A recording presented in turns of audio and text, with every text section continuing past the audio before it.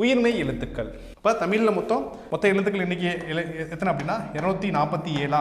247 எப்படி பிரிப்போம்? உயிரெழுத்துக்கள் 12, மெய் எழுத்துக்கள் 18. அப்போ இதை 30 என்ன சொல்லுவோம்னா முதல் எழுத்துக்கள்னு சொல்லுவோமா? முதல் எழுத்துக்கள் அப்படின்னு சொல்லுவோமா? அதுக்கப்புறம் ஆயுத எழுத்து 1.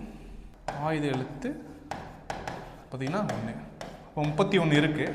31 கழிச்சா எவ்வளோங்க? 247ல் 31 கழிச்சுன்னா பேலன்ஸ் இருக்கிறது 234 எழுத்துக்களா? இந்த 214 எழுத்துக்கள் தான் என்னது? உயிர்மெய் எழுத்துக்கள். அப்போ உயிர்மெய் எழுத்துக்கள் எண்ணிக்கை அப்படின்னு கேட்டால் எவ்வளவு? 216. புரியுதுங்களா? இப்போ எழுத்துக்கள் 12, மெய் எழுத்துக்கள் 18. இந்த 12 + 18 30 முதல் எழுத்துக்கள்னு சொல்லுவோம். முதல் எழுத்துக்கள் அப்படின்னு சொல்லுவோம். ஓகேவா? அதே மாதிரி ஆயுத எழுத்து 1 மொத்தம் 31 கழிச்சோமா பேலன்ஸ் இருக்கிறது 216. அப்போ இந்த முதல் பாருங்க, அப்போ இந்த உயிரெழுத்து ப்ளஸ் மெய் எழுத்து இது ரெண்டும் சேர்ந்துச்சுன்னா தான் உருவாக தான் எடுது உயிர்மெய் எழுத்து. ஸோ அதை பற்றியான விரிவான விளக்கத்தை இந்த வீடியோவில் பார்க்கலாம்.